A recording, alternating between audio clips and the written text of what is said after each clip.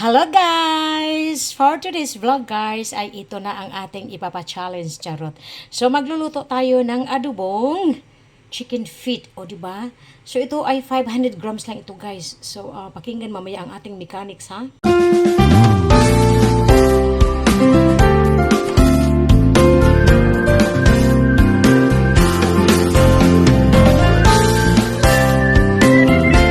Ating magiging sangkap guys, kasi hindi naman ito siya parang Chinese style siya na adobo. Mayroon tayong star anise at mayroon tayong cinnamon stick. So pakita natin mamaya kung paano natin ito lutuin guys. Napakasimple lang siya guys. Sobrang daming bawang no. So pag ako ay nagluluto ng ganito sa chicken feet no, marami talagang bawang guys kasi nasasarapan ako. So wala tayong sibuyas, bawang lang talaga yan at saka yung star anise at yung cinnamon stick. Nagpainit na tayo ng ano ba yan? Ng frying pan. Maglagay tayo ng kunting mantika lang guys kasi masyado na kasing oily itong chicken feet. So kunting mantika lang ilalagay natin. At unahin natin ilagay yung star anise at saka yung cinnamon stick guys. Kasi yan ay nagpapabango. As in mabango talaga yan siya. Bumubuka si cinnamon stick. Isunod natin ang ating bawang. Yun, maraming bawang ay masarap, o di ba? Mas masarap pag maraming bawang. Yan, nakita nyo. Ayan. So, pag nag-brown na yung bawang natin, guys, ang sarap ng amoy. Yung amoy ng, ng anis at saka yung cinnamon stick. Lagyan na natin ang ating halo-haloin lang natin, guys. No? Halo-halo!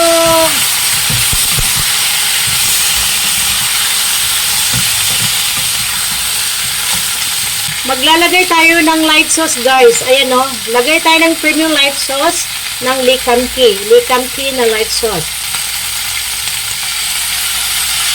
Tayo na mag-chansa kung gaano kadami or konti ang ilalagay natin. At ito maglalagay din ako ng dark sauce. Soy sauce. Ng lengwa naman ito siya guys. Kasi para hindi na tayo maglalagay ng asin. Hindi ako naglalagay ng asin pag ako'y nagluluto. Lahat po ng aking pangtimpla ay puro lang siya mga sauce. Oyster sauce, light sauce, dark sauce. Yun lang.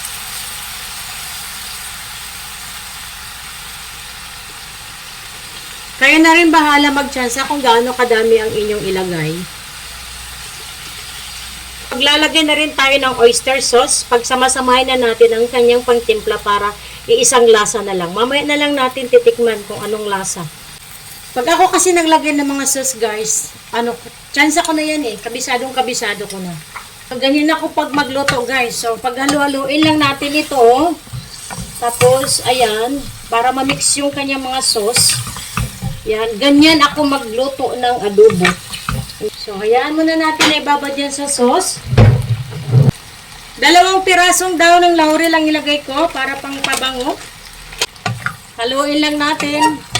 Para kasi para maluto siya muna sa sauce. Takpan natin.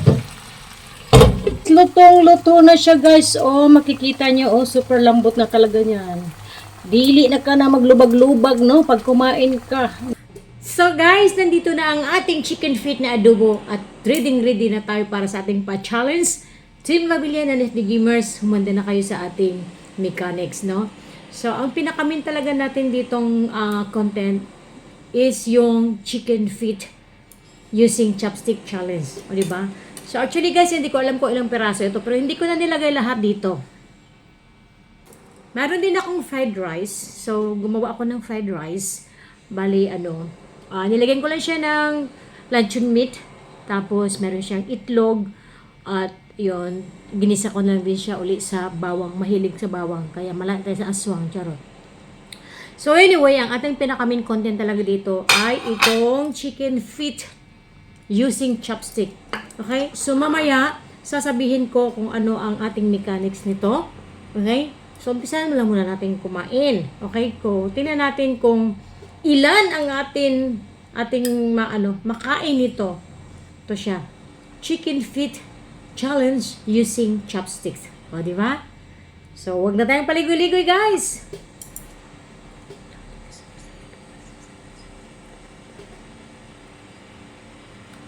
Para hindi naman tayo mabulukan mga guys, hindi tayo mabulukan, no? Kailangan meron tayong drink sa katabi. So ito ang ating iinumin, itong ating drinks ay yung coconut water. Dahil sobrang init ang panahon ngayon, so just nice na meron tayong pangkuling sa ating katawan. So ayan, di ba? So let's tuck in, let's start. Nagsambal ako ng kutsara guys kasi para sa aking kanin. But ang ating ito pinakamin ay yung paggagamit ng chopstick. Di ba? Ayan. Madulas nga talaga guys, kung hindi ka marunong magbalanse nito, madulas talaga siya. Ayan o.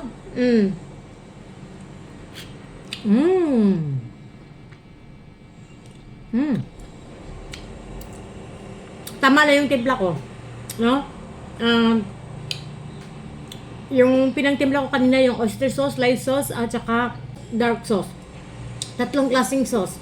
Wala siyang asin, walang bitsin. Pero, malasa. Ayan. Ang sabi tayo ng palagyan natin ng ito. Ayan. Dito naman ang ating kanin. Diba? Sino bang kayang kumain ng kanin na using ng chopstick? Kaya nyo ba? Sabi nila hindi daw sila nabubusog. Pero okay naman. Pag sanay na kasi kayo guys, parang wala na yun sa inyo eh. Ito na. Nakaisa pa lang ako.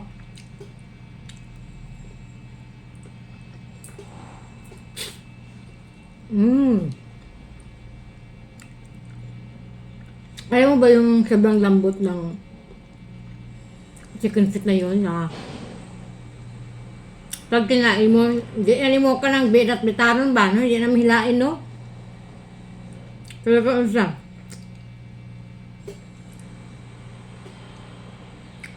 Malambot na talaga siya. Sa Pilipinas, nakakanya ko ng ganito. Yung tinatawag na Adidas. Pinampulutan. Pulutan. Okay lang din siya. Nung nasa Pinas ako, mahilig ako kumain ito guys.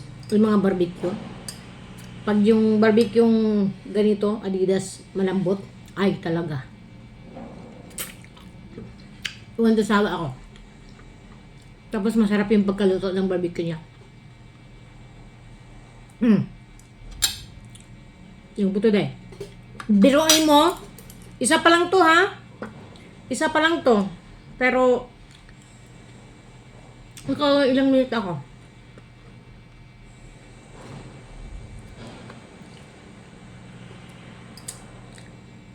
Dire-diretso lang guys. Tuloy lang ang laban. O, diba? Ayan. Ay, ganoo. Kamantya na yung aking muka. Ang sarap. Ha? Ganun lang ako kasimple. Kung sa Pilipinas, sarap na sarap ako kumain ng kamote, saging, may ginamos, pritang isda na galunggong, or di ba, sana all. Dito, hirap ako dito maghanap ng galunggong na isda. Kasi kung priprituhin ko yung isda na galunggong, ako lang kakain. Yung mga anak ko, hindi sila kumakain ng ganyang klaseng isda. Martin, no? Not choice. Sanay silang kumain yung malalaking isda. Salmon, tuna, ganon. Pero yung mga hihimayin mo pa, na. Ako lang mag-ingin na. Ayan.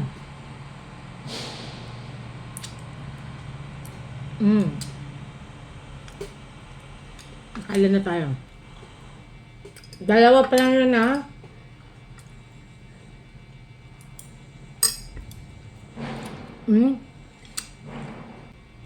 Madulas siya. Pag hindi ka talaga marunong, talagang tatalbog ito. Ayan. Pangatlo.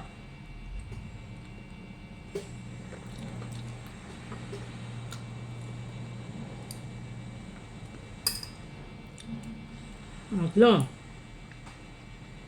Sarap talaga guys. Gradugo ako guys. Hindi ko nalagyan ng vinegar. Ayaw ko. Kaya pag ito naman, masarap naman talaga siya eh. Ayan, nakatatlong piraso ako. So ngayon, ang magiging mechanics natin nito guys. Challenge tayo guys, no? Kasi matagal ko na talaga itong pinangarap na gusto ko magpa-challenge ng eating chicken feet using chopsticks challenge.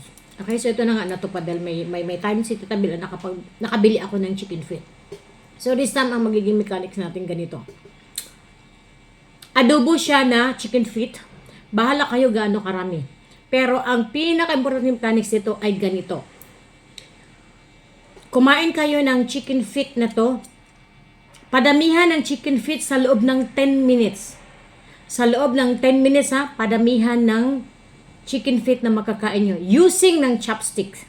Using ng chopsticks, no? Dapat ang chopstick nyo talagang ganito, plain na plain.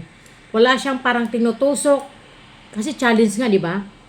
Okay? So, yan ang magiging challenge natin. Ngayon, magkano ang magiging pa-premium natin? Ang pinakamaraming makain na chicken feet ay mananalo ng 2,000. 2,000 cash. Okay? 2,000 na cash. Okay, ang second prize ay makakatanggap pala ng 800. So, okay na. 800 ang pangalawa. Ang pinakauna ay 2,000. 800 ang pangalawa. Okay? So, fair na yan. Shout out Team Labilyan, tsaka FB Gamers. I-disqualify muna natin si Admin Seymours.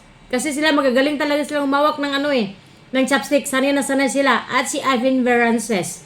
Bigyan naman natin ng chance yung iba na talagang asing hirap na hirap silang gumamit ng chopstick. Okay?